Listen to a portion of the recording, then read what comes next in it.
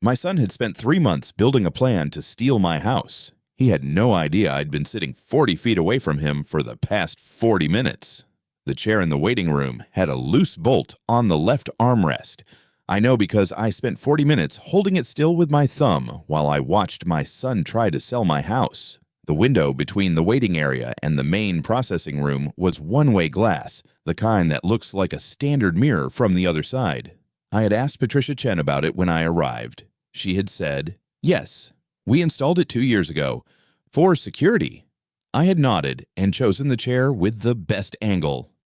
Evan was sitting at the main table in a charcoal blazer I had never seen before.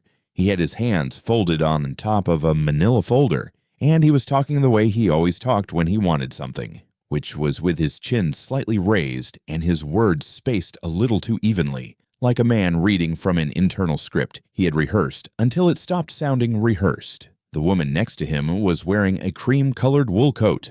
Catherine owned a coat exactly like it. I had bought it for her birthday 7 years ago at a shop on Larimer Square that no longer exists. The woman at the table had the same coat, the same posture, and a strand of white pearls at her collar that matched the ones Catherine wore to every occasion that required pearls. She did not have Catherine's eyes. I noticed that first, before the coat, before the pearls. Before I had time to form a complete thought about what I was looking at, I noticed the eyes. After 31 years of accident investigation, you learn to read the parts of a face that people forget to prepare. The eyes were darker than Catherine's. They moved differently. Catherine looks at a room the way she looks at a page steadily, left to right. Processing. This woman's eyes moved in short arcs, landing and lifting, the way a person's eyes move when they are monitoring for exits. I pressed my thumb against the loose bolt and counted the tiles on the far wall. There were 22. The door to the processing room opened and Patricia Chen stepped into the waiting area. She was 48 years old, and she had worked at Front Range Title and Escrow for 15 years. I knew this because I had called the office 3 days earlier on the pretense of asking about their document retention policy and had spoken with her for 11 minutes. She had been precise, unhurried, and had corrected a minor error in my understanding of Colorado deed transfer requirements without making me feel corrected. I had made a note of her name. She looked at me now with an expression that was not quite neutral. There was a small tightening around her eyes, the kind of thing you notice when you've spent years reading cockpit voice recorder transcripts and learning what a controlled voice sounds like when the person behind it is not entirely controlled. She said, "Mr. Harrington, I wonder if you'd be willing to come in for a moment. I want to confirm a few details before we proceed." I said, "Of course." I followed her into the processing room. Evan looked up when the door opened. His expression shifted a fraction, quickly corrected, and then he smiled. It was the smile he had been using on me since he was 26, and decided that his father was someone to be managed rather than known. I had watched that smile for 8 years. I knew every version of it. He said, "Dad, I didn't realize you were coming."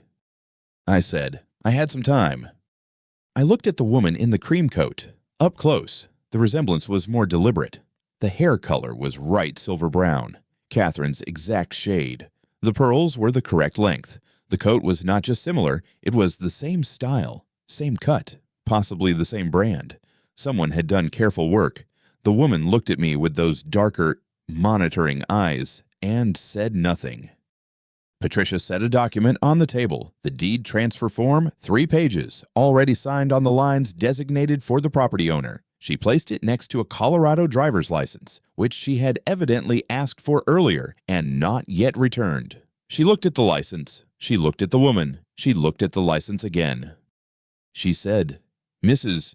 Harrington, I want to make sure I have everything correct. This is the address on file for you, 44-7 Ridgeline Court."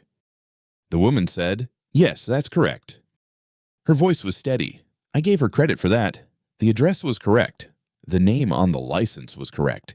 Catherine Marie Harrington. Date of birth, matching. Address matching.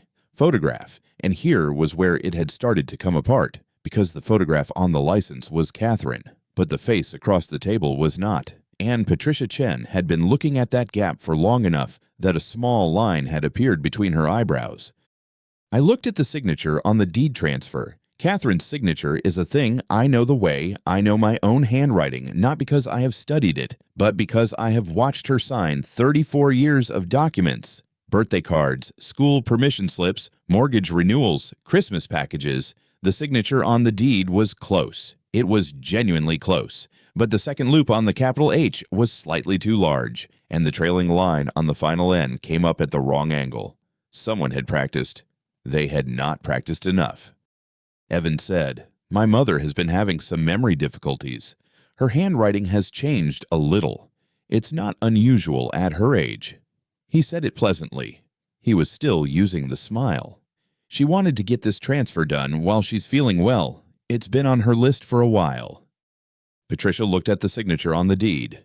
She looked at the signature on the driver's license. She did not look at Evan. I said nothing. I had said nothing for 4 minutes, and I intended to keep saying nothing for a while longer. I had learned in 31 years of walking into wreckage and working backward toward what had happened that silence is the most reliable instrument for measuring what a person is actually afraid of. Evan filled the silence immediately. He said, "She's been seeing a specialist at UC Health. Cognition is sometimes affected. That's actually why I'm here to help facilitate." The woman in the cream coat nodded once, carefully. Patricia looked up slowly from the documents. She looked at the woman across the table. Then she looked at me. Her expression was the expression of someone who has just confirmed a suspicion she had been hoping was wrong. She said, "Mr. Harrington the Elder, Mr. Harrington, would you excuse me for just one moment? I need to pull the original signature card from our master file before we continue. It's standard procedure when there's been any indication of a change in signing capacity." She said the last part to Evan, not to me. Her voice was the same voice she had used on the phone 3 days ago, precise, unhurried, entirely in control. Evan said, "Of course. Take your time."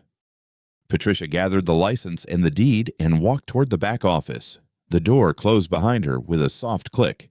Evan leaned back in his chair. He looked at me and said, "I didn't know you were going to be here. Dad." I said, "I know." I looked at the woman in the cream coat. Same name, different face. She was looking at the closed door where Patricia had gone, and her eyes were moving in those short arcs again, landing and lifting, monitoring. The loose bolt on the armrest of the waiting room chair had left a small impression on my thumb. I pressed it against my palm and waited.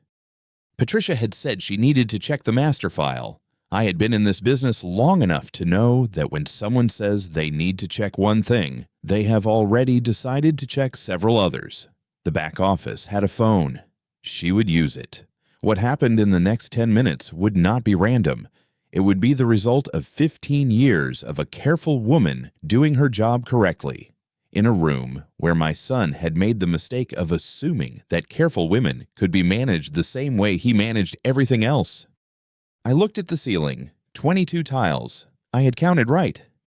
I-25 southbound into Denver runs straight and flat until it doesn't, until the city rises out of the high plains like something assembled overnight and left to dry in the thin air. I had driven that stretch of highway more times than I could count, to accident sites, to depositions, to the FAA field office on East 56th, where I had spent 11 years of my working life reading wreckage reports and trying to understand what had gone wrong. The drive from our house on Skyline Drive to the downtown business district took 22 minutes on a clear morning. I made it in 18. Patricia Chen had called at 9:14. I was still in the kitchen when my phone lit up with a number I didn't recognize, a 303 exchange, downtown. I almost let it go to voicemail. I don't know why I didn't. Some habits from the old work never fully leave you. You pick up. You listen before you speak.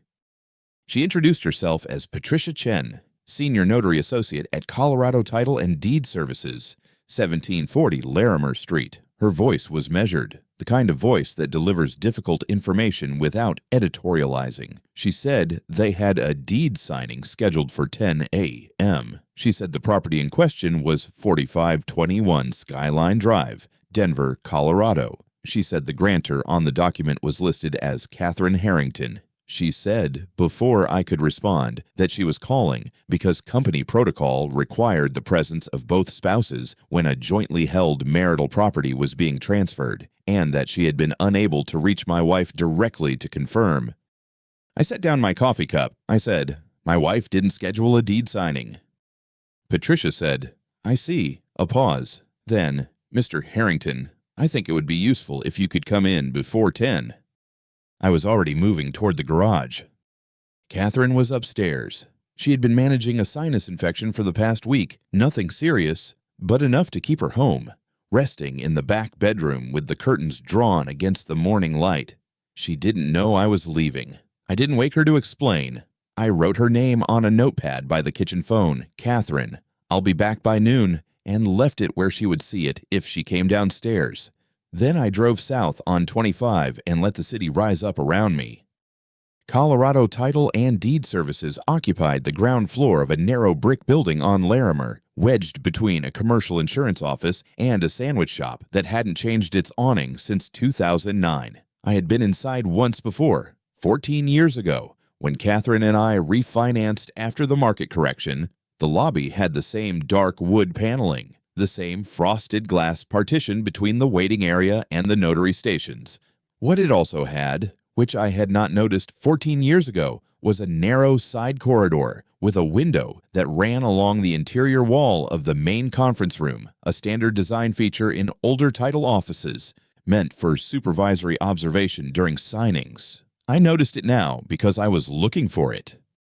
Patricia met me at the side entrance, not the front. She was 48. Compact, with reading glasses pushed up into dark hair.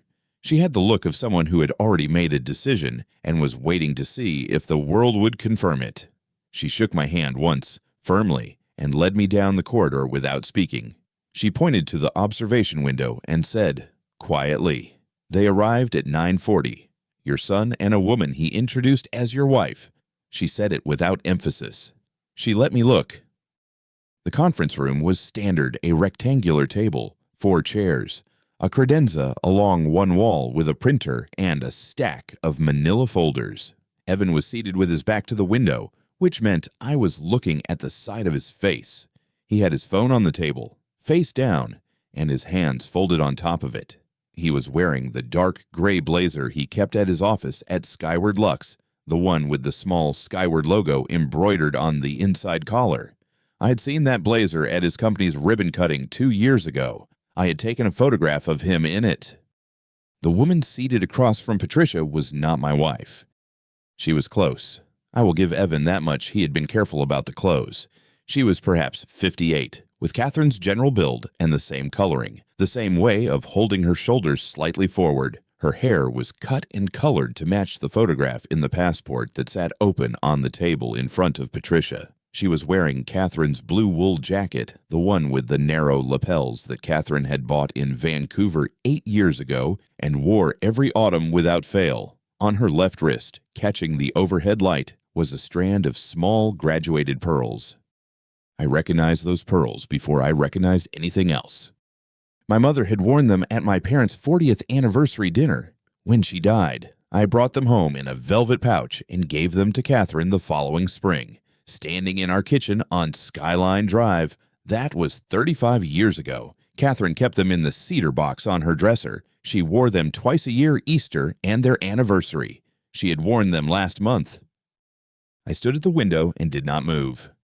Patricia was holding the passport open, comparing the photograph to the woman's face with the particular attention of someone who has spent 15 years looking at exactly this kind of document. She said, without looking up, "This passport was issued 5 years ago. The name is Catherine Harrington." She paused, but she did not finish the sentence. She looked at the woman, then at Evan, then back at the document. On the table between them was a single sheet, a deed. I could see the header clearly from where I stood. Deed to property, 45/21, Skyline Drive, Denver, Colorado, grantor line, Catherine Harrington. The grantee line was angled away from me. I could not read the name from this distance, but I did not need to. Patricia set the passport down and folded her hands. She said, Before we continue, I'd like to ask a few verification questions. Standard procedure. The woman nodded. Patricia asked her birth year. The woman said 1962 without hesitating. Patricia wrote it down. Then she asked how long the woman had lived at the Skyline Drive address. The woman said 35 years. Both answers were correct. Evan would have known both answers. He had grown up in that house. He knew his mother's birthday, her address, the length of time his parents had lived there. None of that was secret. None of it was the kind of information that required access to anything other than a childhood and a careful memory. What it also wasn't was enough. Patricia picked up her pen and made a small mark on the corner of the document, not a signature, not an approval, just a mark, the kind a careful person makes when they want to remember where they stopped. I watched her do it. I had been in accident investigation long enough to know what that gesture meant. It meant she had found something. It meant she was not going to proceed until she understood it. It meant that whatever Evan had prepared for this morning, the passport, the jacket, the pearls, the rehearsed answers had run up against the one thing he had not accounted for: a woman who read the fine print the way other people breathe, automatically, without being asked. I stayed at the window. I did not go in. Not yet. Patricia came back into the room 3 minutes later. I timed it. She had a second folder in her hand, thinner than the first. Manila, with a yellow tab on the edge. She set it on the table without sitting down. Evan watched her do it. The woman beside him, the one wearing my wife's name like a coat that didn't quite fit, watched too. Her hands were folded on the table. I could see them from the window. The left one was pressed flat. The right one was not. Evan said something I couldn't hear through the glass. He smiled when he said it. The woman nodded, but her right hand moved just slightly, the fingers curling and then releasing, and I had seen that particular gesture before, in a different context entirely. 31 years of accident investigation teaches you to read hands before faces. Faces practice. Hands forget. I stepped away from the window and called Catherine. She picked up on the second ring. I could hear the television in the background, the morning news, the same station she had watched every day for 20 years. I said her name once. She said, "Michael, what's wrong?" I told her where I was. I told her what I was looking at. I said the words plainly, the way I had learned to deliver information that could not be softened by delivery. Evan was attempting to transfer the deed on the Ridgemont property. He had brought a woman with him. The woman was not her. There was a silence, not a short one. Then Catherine said, "He called me last week." Her voice was even, but I knew that evenness. I had been married to it for 36 years. He said he needed me to sign some paperwork, something about consolidating the property management. I told him no. I said I wasn't comfortable signing anything without you present. She paused. He said, "It's fine, Mom. I'll handle it." I stood in the hallway and looked at the fire exit sign above the door at the far end. The bulb on the left side was slightly dimmer than the right. I said, "Stay at the house. Don't open the door for anyone. If Evan calls, don't answer. If anyone comes to the door claiming to be from a title company or a law office, call 911 before you let them in." She said, "Michael." I said, "I know." I ended the call and went back to the window. Patricia was still standing. She had opened the manila folder and was reading from it, one finger tracing a line of text slowly. The way you read when you want to be certain you are reading correctly. Evan said something again. This time, I caught the shape of it through the glass, the particular looseness of a man who believes he is managing a situation. It's just a formality. They're always careful. It won't take long. The woman beside him, Marla, I had learned her name from the sign-in sheet I had photographed 40 minutes earlier, nodded again. But she had shifted in her chair. Her weight was different. The right hand had moved to her lap where I could no longer see it. Patricia looked up from the folder. She said something. Evan's expression did not change immediately. Then it did not dramatically, just a tightening around the jaw, a slight adjustment of the shoulders. He said something back. Patricia said something else. She set the folder on the table and turned it so the text faced him. I had read enough accident reports to recognize the structure of what was happening. The investigator presents the finding. The subject explains. The investigator explains why the explanation is insufficient. The subject explains again, with more detail. The detail creates new problems. The new problems are worse than the original finding. I went in. The door opened quietly. Patricia looked up first, then Evan. The color left his face in the way that color leaves a face when the person understands, in a single moment, that the room has changed around them without their permission. Marla turned. She looked at me and then looked away, and that single redirected glance told me everything I needed to know about what she had been told to expect and what she had not. I said, "Patricia." She looked at me. I said, "What did you find?" She said, "The central records show a cognitive impairment certification filed for Catherine Harrington 3 months ago. If that certification is valid, she cannot execute a deed transfer without a court-appointed guardian present to verify consent. The documentation here," she touched the folder, "lists Evan Harrington as guardian of record, but the guardian is not present to accompany the principal." She looked at Evan. "The woman listed as principal is the only person at this table who could be Mrs. Harrington, so I need to understand why the guardian isn't here with her." Evan said, "I am the guardian." Patricia said, "Then why isn't your mother here with you?" The room was quiet. The ventilation system made a low sound above the ceiling tiles. I counted 4 of them in the section above Patricia's head. I said, "Because I am Catherine Harrington's husband, and Catherine Harrington is at home. She has been home all morning. She did not make this appointment. She did not consent to this transfer, and she does not know this woman." I looked at Marla when I said the last part. Marla was looking at the table. "The same name," I said, more quietly. "Different face." Evan said, "Dad." I did not answer. Patricia picked up the phone on the desk beside her.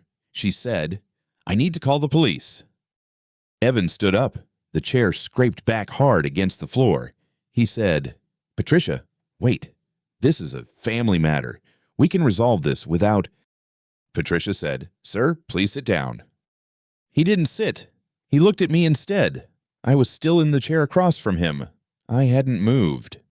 He said, "Dad, I need you to understand something. Skyward Lux is 6 weeks from insolvency. I have 41 employees. I have aircraft leases I can't service and a line of credit that closed in February. I needed liquidity. The house, the equity in the house, it was the only asset large enough to matter. I wasn't going to take it from you. I was going to use it as collateral. I would have told you afterward. I would have paid it back." I let him finish. I've learned that people say more when you let them finish. I said, "You hired a woman to impersonate your mother. You obtained her medical records and used them to construct a false cognitive decline assessment. You sourced a coat from her closet and jewelry from her dresser. You coached this woman on Catherine's speech patterns, her handwriting, the way she holds a pen. You scheduled the appointment for a Tuesday morning because Catherine has her standing physical therapy session on Tuesday mornings, and you knew she wouldn't answer her phone." I paused. "That is not a decision made in desperation. That is a plan built over weeks, possibly months." Evan said nothing. Marla had been sitting very still since Patricia reached for the phone. She said, "I want to say something." Her voice was careful. "I'm an actress. Evan contacted me through a casting referral. He said he needed someone for a legal role play, a document simulation for a training exercise. He said it was for an aviation compliance firm. I didn't know this was—" "You're wearing my wife's bracelet," I said, "the one she received from her mother in 1989. It has a small repair on the clasp, white gold soldered over yellow. Catherine had it done at a jeweler on Colfax 12 years ago." I looked at Marla's wrist. "You knew exactly who you were impersonating." Marla looked down at the bracelet. She didn't say anything after that. Patricia was on the phone. I heard her give the address, the building number on Spear Boulevard, Suite 412. She said there was an attempted fraudulent deed transfer in progress. She gave her name. She said yes. They were still on the premises. She said she would keep them on the premises. Evan looked at me. His voice dropped. He said, "Dad, please, I am your son." I said, You stopped being my son the moment you put that bracelet on a stranger's wrist and told her to sign your mother's name." He said, "I'll fix it. I'll fix everything. Just don't let them arrest me. Not here. Not like this." I didn't answer. Marla stood up and moved toward the door. She was faster than I expected. She had her hand on the handle before Patricia stepped around the desk and placed herself between Marla and the exit. Patricia was not a large woman, but she stood very straight, and she said, "Ma'am, you need to stay in this room." Something in her voice made Marla stop. Patricia had been in that office for 15 years. She had seen people try to leave before. Marla stepped back. She sat down again, not in her original chair, but against the wall, as far from the desk as the room allowed. I looked at Evan. He was still standing. His hands were at his sides. The folder, the one he'd brought with the false documentation, the one he'd aligned and realigned before the meeting started, was still open on the table. The signature line at the bottom of the deed was blank. It had stayed blank. I had nothing left to say to him. I had said what needed saying. Everything else would be said by other people in other rooms, and none of it would require my voice. I sat and I watched my son, and I waited for the police. Detective James Morrison walked in at 11:47. I know the time because I looked at the clock on the wall when I heard the door, a habit from 23 years of investigating accident scenes, where the sequence of events is everything. He was a large man, unhurried, with the particular stillness of someone who had walked into rooms like this many times and was never surprised by what he found. Patricia met him near the door. She spoke quietly, but the room was small enough that I heard every word. She said, "That man brought this woman in to sign a property deed. The woman's identification matches the name on the title, but the physical descriptors on file don't match. And the signature samples are inconsistent with the notarized records we hold. He attempted to transfer a property he does not own without the legal owner's consent." She paused, then added, "The title company read the fine print. That's why I called the police." Morrison looked at Evan, then at Marla, then at the folder still open on the table, the signature line still blank. He crossed the room in 4 steps. "Evan Harrington." His voice was level. "You're being detained on suspicion of attempted fraud, identity impersonation, and unlawful attempted transfer of real property." Evan said, "I'm not stealing anything. That property belongs to my family." Morrison said, "You are not the title holder. Your mother is. You do not have power of attorney. You do not have a court order.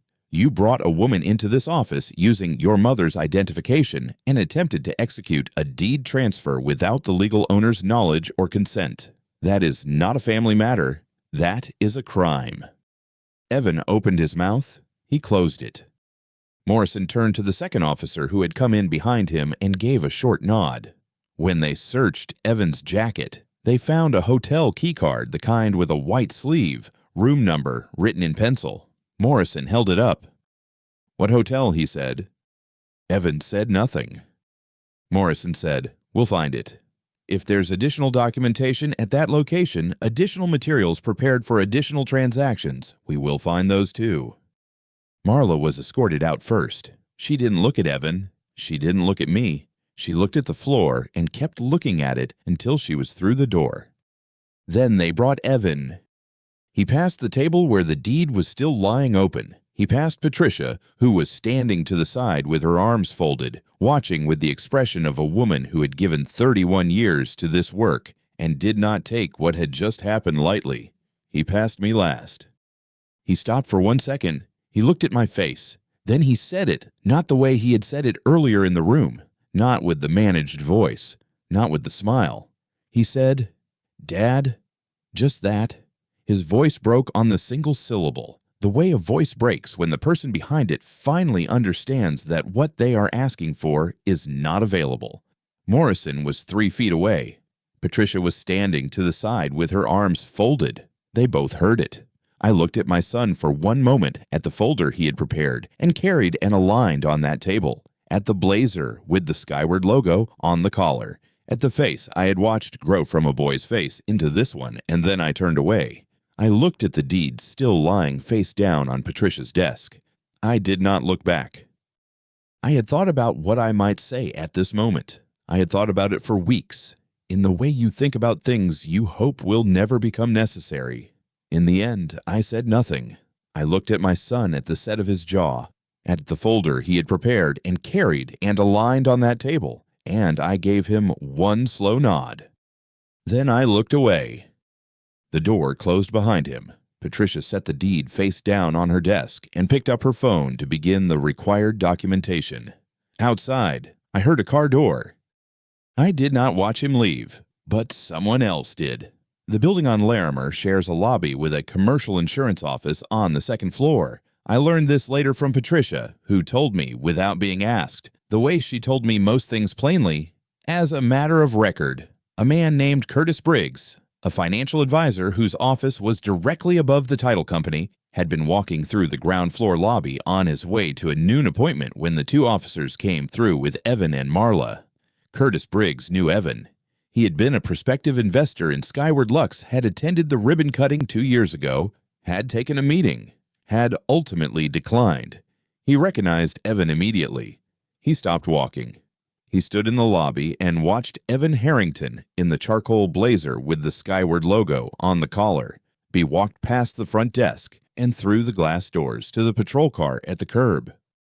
Patricia told me Curtis Briggs had come into the title company office 20 minutes later and asked what had happened. She told him only what she could tell him, that a fraudulent deed transfer had been attempted and stopped, and that law enforcement had been called. She said he had stood there for a moment and then said, very quietly, "I almost invested $150,000 in that company."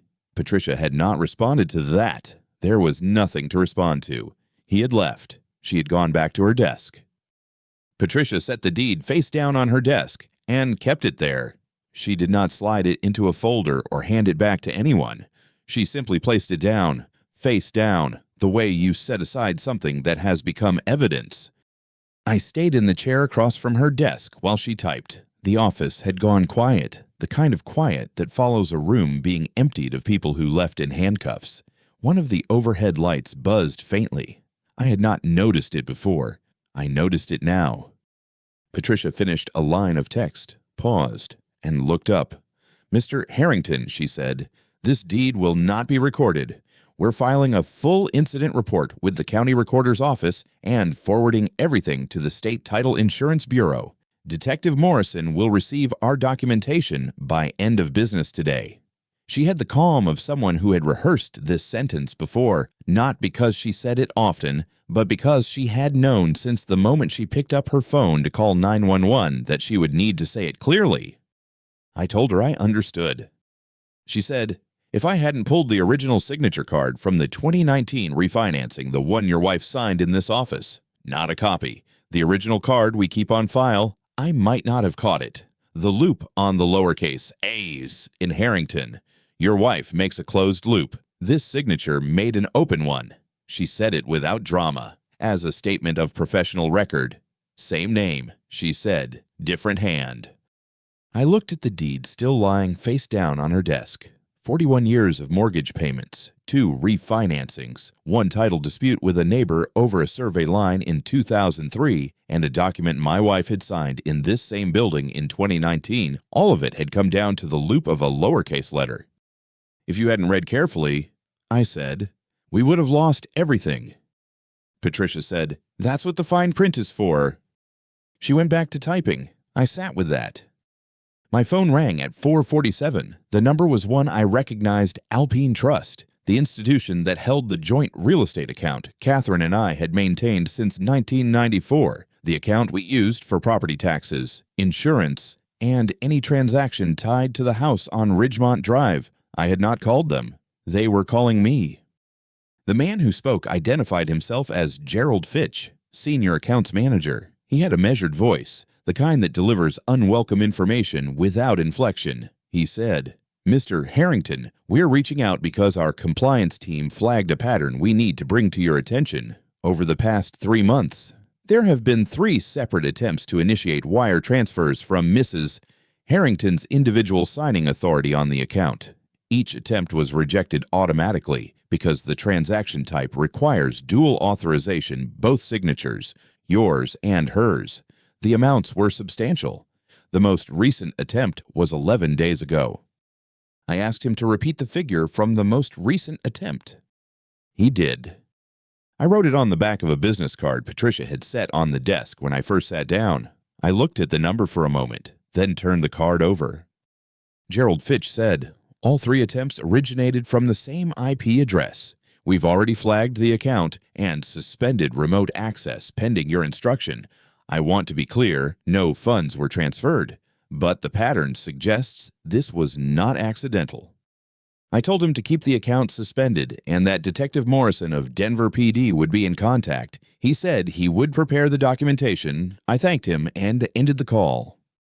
3 attempts, not 1, 3, over 3 months. The last one 11 days ago. I sat with the arithmetic of that, the planning it represented, the patience it required, the fact that Evan had been running 2 tracks simultaneously, the wire transfer attempts through the bank and the deed transfer through this office. When the bank account proved inaccessible, he had moved to the deed, the house itself. My phone rang again at 5:22. Morrison. He said, "We've processed the vehicle. I want to walk you through what we found." He did not ask if I had time. He had been doing this for 22 years and knew that a man whose son had just been arrested in a title company office had time. "In the rear seat," he said, "we found a shopping bag from a theatrical supply store on Colfax. The receipt was still inside, $1,186 for makeup, a wig, and what the receipt described as character costuming accessories. The date on the receipt is 9 weeks ago." He paused. "There was also a dinner receipt. Restaurant on the 16th Street Mall. 3 place settings. Evan Harrington, the woman we have in custody, and a third party. The name on the reservation was listed as initials only. We're running that down."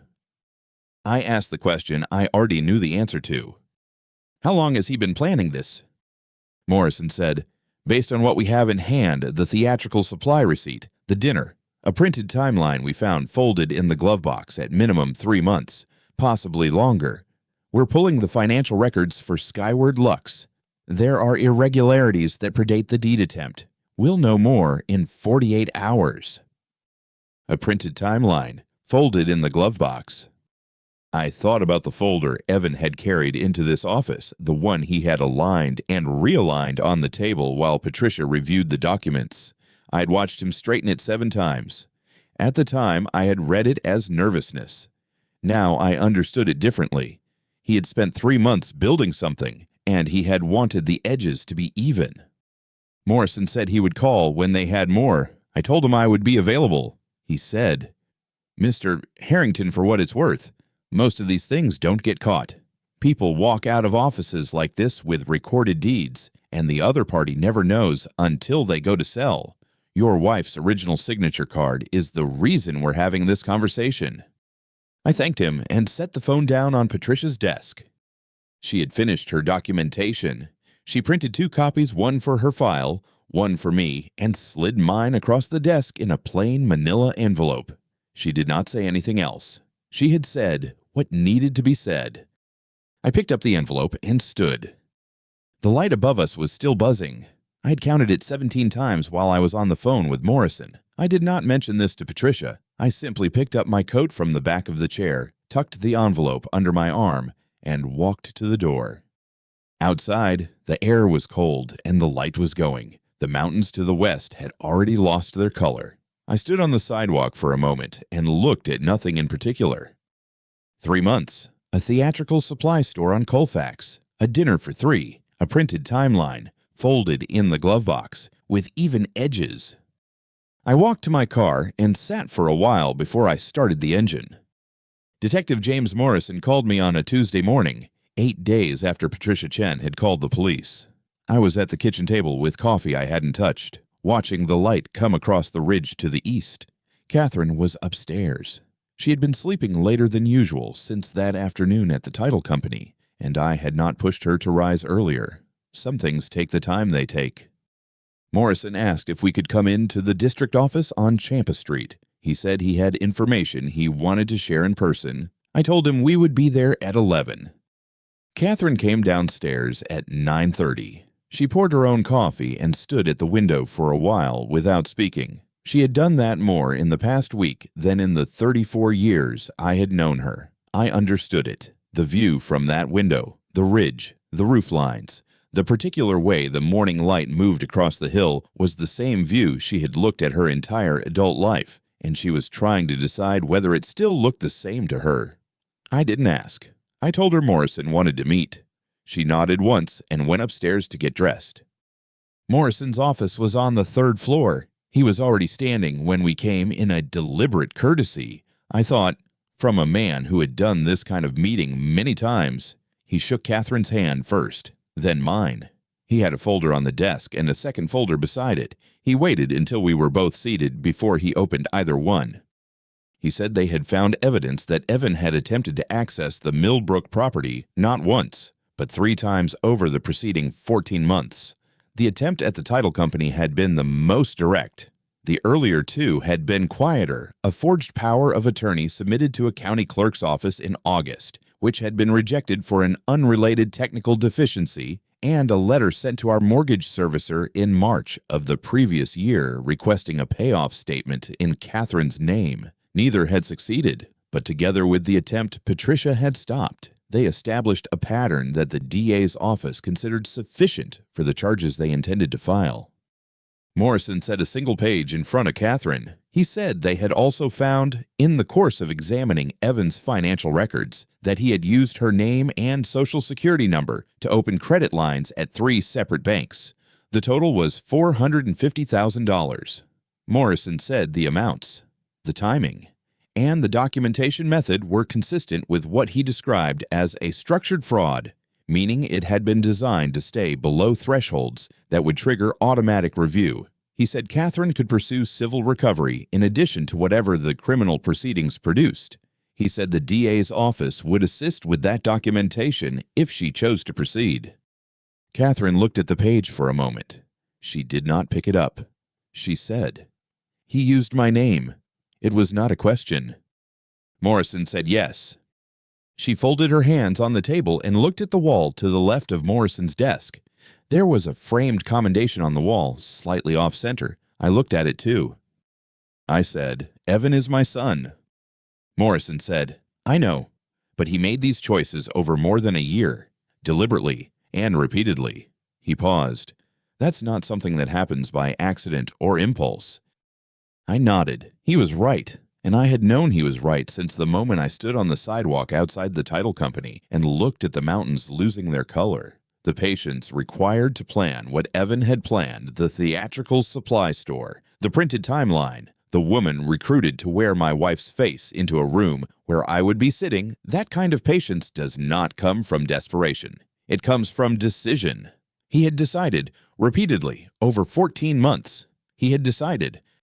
Evan was charged with attempted wire fraud, identity theft, and criminal impersonation. Marla Voss was charged with identity fraud and criminal conspiracy.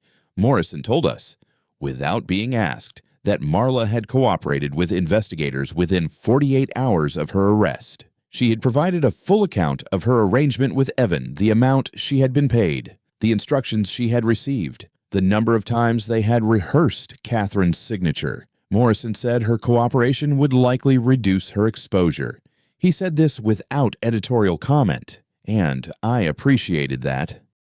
The week after our meeting with Morrison, a letter arrived from the title company. It came in a white envelope with their logo in the upper left corner, addressed to both Catherine and me. The letter was signed by the branch manager, a man named Gerald Ashworth, and it said that Patricia Chen had acted in accordance with both company protocol and her own professional judgment in stopping the transaction and contacting law enforcement.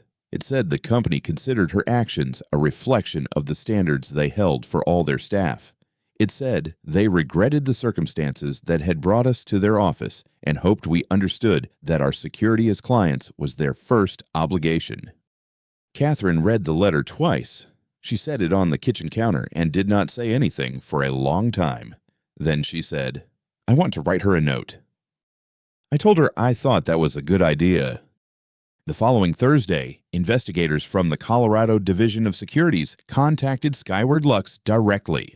3 of Evan's primary investors had already requested documentation of the company's financial position within days of his arrest.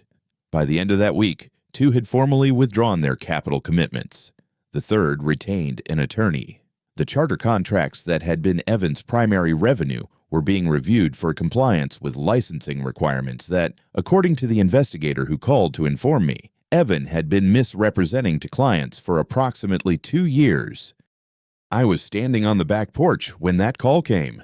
The mountains were clear, the air was cold and still, and the city below the ridge was laid out the way it always was, the same grid, the same light, the same distances I had looked at from this house for 26 years. I thanked the investigator. I went inside and washed my hands at the kitchen sink. Catherine was at the table with her coffee and the note she was writing to Patricia Chen. She had crossed out 2 lines and was starting a 3rd. I did not read what she was writing. I poured my own coffee and sat down across from her and watched the light on the ridge until it moved. Detective Morrison's office was on the 3rd floor of the District 2 building on Decatur Street, a room with 2 windows that faced north and a wall of filing cabinets along the east side that had been there long enough to leave rust marks on the linoleum. He had a desk the color of old mustard and a chair that didn't match it. When I came in at 9:15 on a Wednesday morning, he was already on his 2nd cup of coffee and had a manila envelope on the desk in front of him with my name written on the tab in blue marker. He shook my hand and gestured to the chair across from him. I sat down. The envelope stayed on the desk between us. "We processed everything yesterday afternoon," he said. "The DA's office has the originals. These are certified copies. You're entitled to them as the property owner of record." He pushed the envelope toward me. "Take your time." I have spent a significant portion of my working life in rooms like that one, looking at evidence from events that had already happened and could not be changed. 31 years investigating aviation accidents, most of them for the NTSB, and the last 11 as a private contractor, teaches you a specific kind of patience with physical objects. You do not rush them. You do not look for what you expect to find. You look at what is there, and you let it tell you what it knows. I opened the envelope. The first item was a receipt from Stage and Screen Costume Supply on Colfax Avenue. The date was 11 weeks ago, a Tuesday in late September. The total was $1,486.22. A wool blazer in teal, size 12. A shoulder-length wig, medium brown with gray at the temples. A makeup foundation kit, setting powder. A lip color listed as Dusty Rose. And at the bottom, 1 bottle of Chanel No. 5 travel size. Catherine has worn Chanel No 5 since before we were married. She has never changed. I have given her a bottle every Christmas for 38 years. Evan knows this. He has known it his entire life. I set the receipt face down on the edge of the desk. The second item was a hotel key card in a paper sleeve. The Marriott on Champa Street, room 412. Check-in date the Friday before the appointment. Marla Voss checked in under her own name. Morrison said, "Evan visited twice Friday evening, about 90 minutes. Saturday morning, closer to 3 hours." 3 hours on a Saturday morning. My son coaching a woman he had hired on the precise details of how to impersonate his mother. The third item was a dinner receipt from Carmine's on Penn. A table for 3, dated 3 weeks before the title company appointment. Total $247. 3 entrees, 2 bottles of wine. The name on the credit card line was Evan R. Harrington. Catherine and I have eaten at Carmine's for anniversaries. The host knows our name. Evan had chosen it because it was familiar to him through us. Familiarity is a form of confidence. 3 people, I said. 3 people. Morrison confirmed. He identified the third David Chen, 41, a document preparation business near 104th and Colorado Boulevard. 11 calls with Evan over 6 weeks beginning in early October. We believe he produced the documents. Morrison said, the passport copy, the cognitive impairment certificate, possibly the signature specimens. We executed a search warrant on his unit yesterday evening. We're not done with him. The date was 11 weeks ago, a Tuesday in late September. The total was $1,486.22. I read through the line items slowly. A wool blazer in teal, size 12. A shoulder-length wig, medium brown with gray at the temples. A makeup foundation kit, fair to medium complexion. Setting powder. A lip color listed only as Dusty Rose. And, at the bottom of the list, one bottle of Chanel No. 5, the travel size. I set the receipt on the desk. Catherine has worn Chanel numbered 5 since before we were married. She bought her first bottle in 1986, the year she turned 24, from a department store counter in Cherry Creek. She has never changed. I have given her a bottle every Christmas for 38 years because she never buys it for herself. She considers it an extravagance. There are currently 2 bottles on her dressing table, one nearly empty and one still sealed. Evan knows this. He has known it his entire life.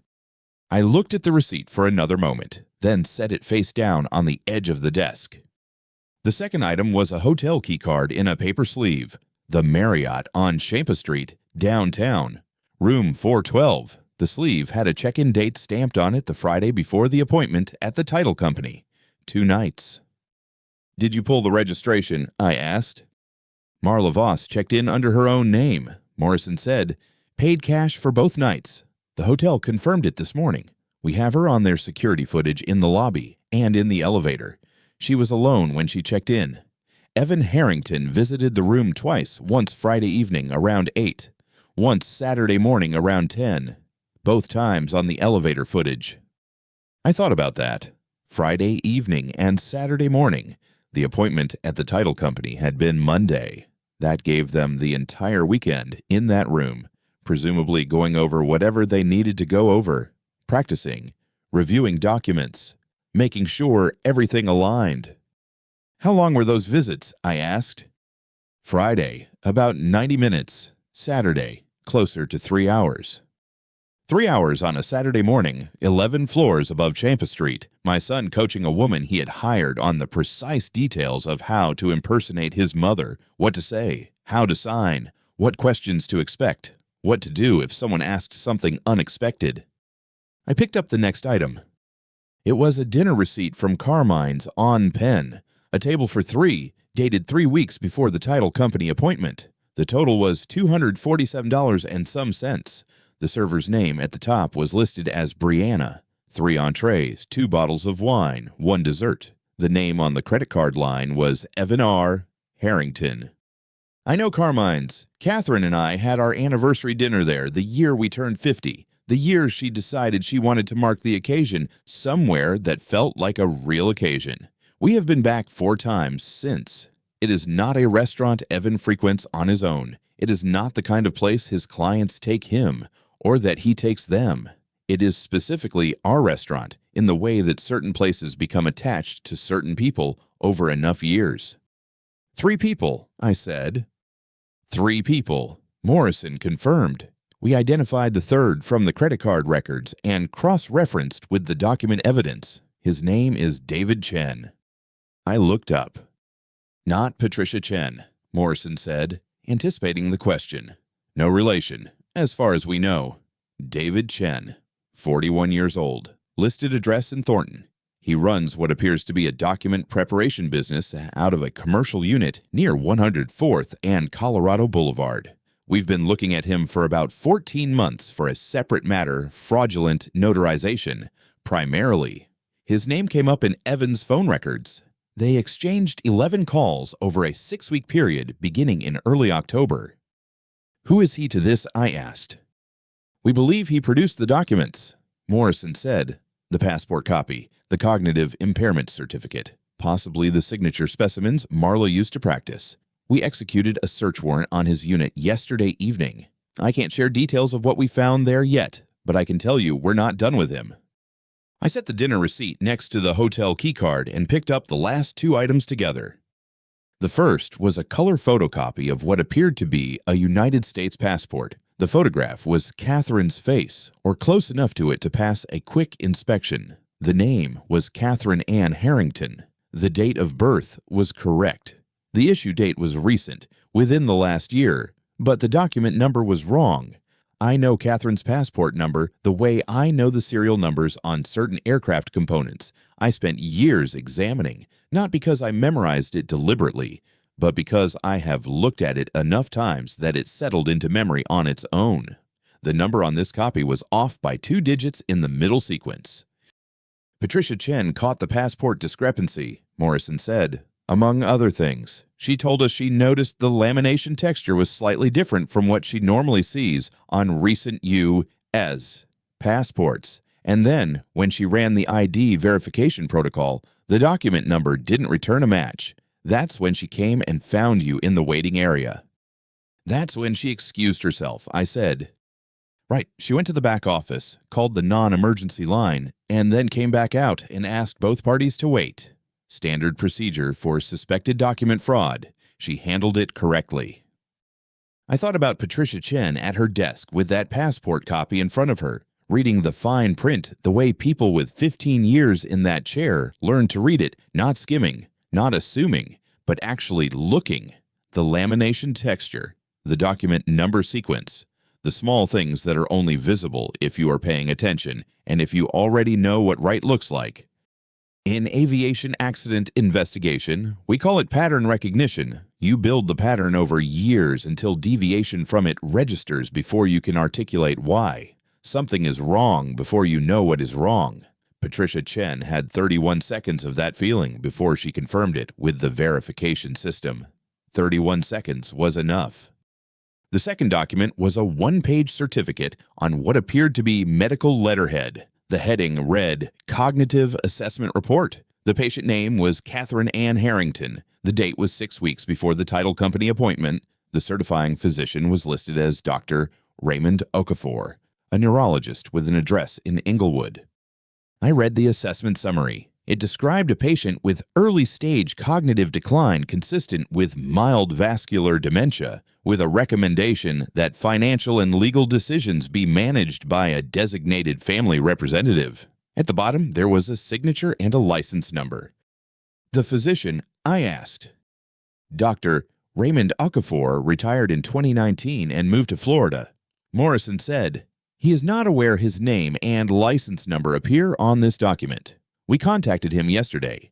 He has never treated Catherine Harrington and has no record of this assessment. The letterhead is fabricated. The signature is a forgery. I put the certificate down.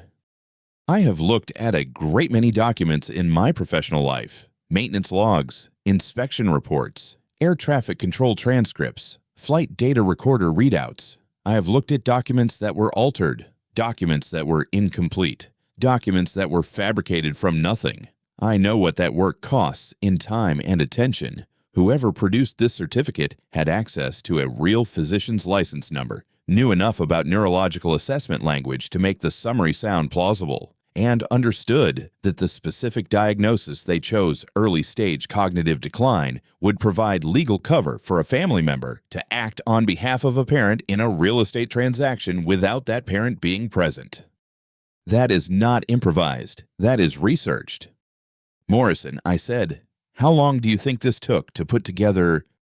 He leaned back in his chair. He had the particular stillness of a man who has spent 22 years listening to people tell him things and has learned that the quality of his listening determines the quality of what he hears. The phone records go back to early October, he said. That's when the contact with David Chen starts. But we found a search history on Evan's work laptop his company uses cloud backup, and we had a warrant that goes back further. Searches for real estate fraud, deed transfer procedures, cognitive assessment documentation, title company verification protocols. The earliest search we found was dated August 14th. August 14th. I counted back from that date. August 14th was a Sunday. Catherine and I had driven up to Estes Park that weekend for 2 nights because she had wanted to see the elk.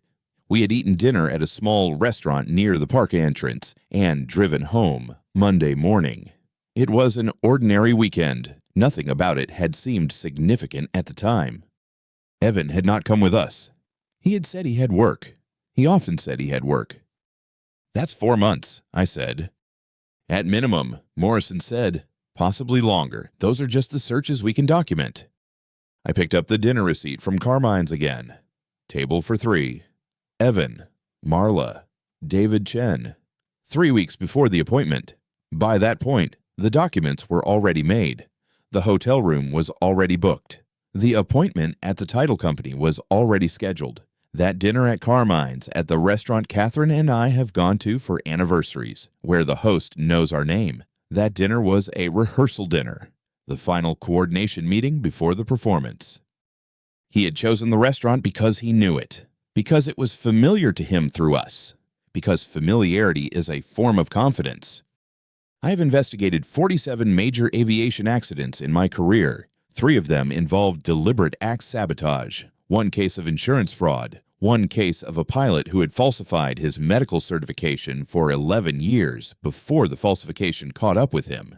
In each of those cases, what distinguished the deliberate act from the mechanical failure was the same thing, the preparation.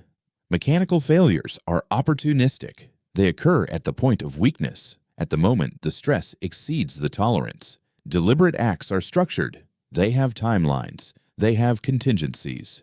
They have rehearsals. What I was looking at on Morrison's desk was structured. "The email," I said. "You mentioned an email." Morrison opened a folder on his side of the desk and removed a single printed page. He slid it across to me without comment. It was a forwarded email from Evan's personal account to an address I didn't recognize. The date was 5 weeks before the title company appointment. The subject line was blank. The body read, "You'll play my mother. You'll sign the deed at the title company on the date we discussed. After that, we sell the property and split the proceeds. Your cut is 10%. That's $50,000 on a $500,000 sale. You don't need to know anything except how to sign her name and answer basic questions about the property. I'll give you everything you need. Bring nothing that identifies you as yourself. I'll handle the documents." There was no greeting, no sign-off, just the terms, stated plainly, the way a man states terms when he is certain they will be accepted. I read it twice. Then I set it on the desk with the other items. "Same name," I said. "Different face. That was the entire plan." Morrison said nothing. He waited. He found someone who could pass for her at a distance. I said, he had documents made that used her real information, name, date of birth, address, so that any surface-level check would return the right result. He was counting on the title company running a standard verification, and not a deep one. He was counting on no one looking closely enough to catch the document number, the lamination, the physician who retired 4 years ago. I paused. He was counting on Patricia Chen, not reading the fine print. "That's our assessment as well," Morrison said. "He didn't count on her," I said. "No," Morrison said. "He didn't." I gathered the copies into a stack and slid them back into the manila envelope. I aligned the edges carefully, the way I align things when I need something to do with my hands that isn't what my hands would otherwise do. Outside Morrison's north-facing windows, the sky over Denver was the flat gray of early December, the kind of gray that doesn't threaten anything, that just sits there. The mountains were behind it somewhere, not visible. I stood up and picked up the envelope. "One more thing," Morrison said. He opened the folder again and removed a second page. "We found this in Evan's briefcase. It was in a side pocket, separate from the other documents." I took it. It was a printout of the Arapahoe County property record for the house on Ridgeline Drive. Our house, 26 years of mortgage payments, the last 8 years clear, the assessed value, the legal description, the lot dimensions. At the top of the page, in Evan's handwriting, I know his handwriting from birthday cards, and a few letters he sent during his first year of college were 2 numbers. The first was the assessed value. The second was a figure approximately $40,000 higher, with the word quick next to it. Quick sale. He had already priced it. He had already calculated what he would accept to move it fast. I folded that page and put it in the envelope with the rest. "Thank you, detective," I said. Morrison stood and shook my hand again. He had the grip of a man who does that gesture without thinking about it anymore, which is the best kind. It means something without meaning to. "We'll be in touch about the preliminary hearing," he said. You and your wife may be called as witnesses. I'll give you as much notice as I can. Will be available, I said. I walked down the 3 flights of stairs and out through the lobby and across the parking lot to my car. I sat in the driver's seat for a moment with the envelope on the passenger seat. The gray sky was the same gray from up here as it had been through Morrison's windows. The city was the same city. I thought about August 14th, about Catherine photographing elk from a pullout on the road to Estes Park while Evan sat somewhere in Denver typing search terms into a laptop, about the Chanel No. 5 on Catherine's dressing table, the sealed bottle, the one I had given her last Christmas wrapped in the same silver paper I have used for 38 years because she once said she liked it, about a woman named Marla Voss in room 412 of a downtown Marriott, spending 3 hours on a Saturday morning learning to be someone she was not, about Patricia Chen reading the fine print. I started the car. I drove north on Decatur and then west toward the ridge, the way I have driven home for 26 years. Catherine was sitting at the kitchen table when I got home. She had a cup of tea in front of her that had gone cold. She does this sometimes, makes tea and then forgets to drink it while she reads or looks out the window at the ridge. The cup was still full. She looked up when I came in, and I could tell from the way she held herself that she already knew something had happened. Not the details, but something. I sat down across from her. I did not take off my jacket right away. I set my keys on the table between us and looked at them for a moment. I told her that Evan had prepared carefully to take this house from us, that he had hired a woman to impersonate her same name, different face, close enough in age and coloring that a quick glance across a title company lobby might not catch it, that he had created documents, that he had built a plan, a real plan with moving parts and a timeline to sell this property and divide the proceeds with people we had never met. I told her that the plan had failed because a woman named Patricia Chen, who has worked at that title company for 15 years, read the fine print and called the police. Catherine did not say anything for a long time. She looked at the cold tea. Then she looked at me. Then she put both hands flat on the table, the way she does when she is trying to hold herself steady, and she cried. Not loudly. Catherine does not cry loudly. She cried the way she cried when her mother died quietly, with her jaw set, like she was angry at herself for needing to. When she could speak, she said she did not understand why he would do this. She said they had given him everything.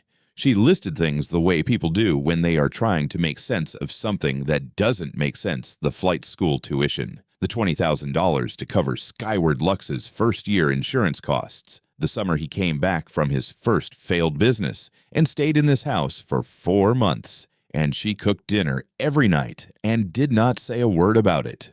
She said they had sacrificed for him, and the word sacrifice came out of her mouth like something she had been carrying a long time without knowing it. I told her that Evan had chosen money over family, that it was his choice, that he would now have to live with the consequences of it. She nodded. She picked up the cold tea and held it in both hands and did not drink it.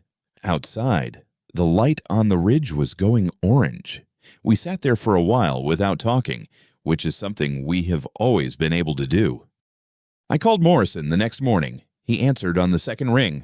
I told him I wanted to move forward on the civil side, recover any financial losses, and, more importantly, have the deed formally reinforced and Evan removed from any future claim on this property. I told him I wanted it done in a way that would hold.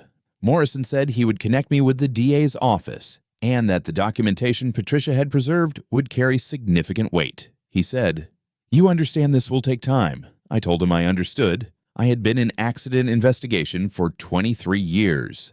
I knew what it meant to work a case until it was closed, not until it was convenient.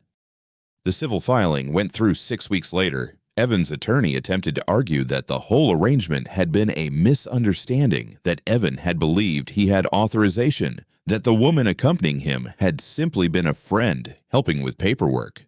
The title company's records made that argument very short. Patricia had documented everything: the signature discrepancies, the ID inconsistencies, the specific timestamp of when she had stepped away from the desk and placed the call. The judge reviewing the civil petition took 40 minutes. The property was formally reaffirmed in Catherine's name and mine, jointly, with an additional notation that no future transfer could proceed without both parties present in person with government-issued identification verified against the county's notarized records. Morrison called me when it was done. He said, "That's about as clean as it gets." I thanked him and hung up. Evan's criminal case moved on its own schedule. Marla Voss entered a plea agreement in exchange for testimony. Evan did not. His attorney took it to a preliminary hearing, which accomplished nothing except giving the prosecution more time to organize the financial records the DA's office had subpoenaed from Skyward Lux. There were other things in those records. Morrison mentioned this to me once, carefully, the way he mentions things he cannot yet discuss in full. I did not ask follow-up questions. I had learned, in 23 years of working accidents, that you do not pull a thread before you know where it leads. The sentencing came on a Thursday in November. I did not attend. Catherine did not attend. We had said what needed to be said to each other, and we had said nothing at all to Evan, and I did not see any purpose in sitting in a courtroom watching a judge say out loud what the documents had already established. The letter came about a month after that. My name on the envelope in handwriting, I recognized the same handwriting I had watched form on birthday cards and school assignments, and once, on a note he had slipped under my office door when he was 17 and had done something he was ashamed of and did not know how to say it to my face. The handwriting had not changed. I noticed that. He wrote that he was sorry. He wrote that he had been wrong. He wrote that he loved me and his mother, and that he hoped someday I could find it in myself to forgive him. He wrote that he had 5 years and that he would have a great deal of time to think about what he had done. The letter was 2 pages. The second page was mostly about the facility, the schedule, the way the light came through the window in the morning. I read it once, all the way through. I set it on the kitchen table. Then I took it to the fireplace in the study, the one Catherine and I had put in ourselves the second winter in this house, mixing the mortar ourselves because we were young and thought that was a reasonable thing to do, and I burned it. I watched it go. I did not feel the things I expected to feel. I felt, mostly, tired, and, after the tired, something quieter. I went outside and sat on the back porch. The city was spread out below the ridge the way it always is at night, the grid of lights going east toward the plains, the airport beacon turning slow and white in the distance. I have sat in this spot for 26 years. I know which lights are which. I know the sound the wind makes coming up the slope in November. I thought about Patricia Chen. I had thought about her several times in the weeks since the title company, but sitting there that night, I thought about her specifically, a woman I had never spoken to directly, who had no reason to look twice at a set of documents except that looking twice was what her 15 years had trained her to do. She had read the fine print. That was all. She had done the thing her job asked her to do. On an ordinary Tuesday, in a building she had walked into hundreds of times, and because she had done it without cutting corners, a plan that had taken months to build had come apart in 40 minutes. I went inside and found a note card in the desk drawer, plain white, the kind Catherine keeps for correspondence. I sat down and wrote, "Dear Patricia, I want to thank you for reading the fine print. Because of your diligence, my family was protected. You are a true professional, and I am grateful. Sincerely, Michael Harrington." I sealed it and wrote her name and the title company's address on the envelope. In the morning, I stopped at the florist on Tennyson Street, a place Catherine has used for years, run by a woman named Rosa, who has a particular way of putting arrangements together that looks effortless and is not, and I asked for something simple. Rosa asked what the occasion was. I told her it was a thank you. She put together white tulips and a few stems of eucalyptus and wrapped them in brown paper without asking anything else. I dropped the flowers and the letter at the title company's front desk on my way downtown. The young man at the reception didn't know me. I told him the envelope and the flowers were for Patricia Chen, that she would know what they were for. He said he would make sure she got them. I thanked him and walked back to my car.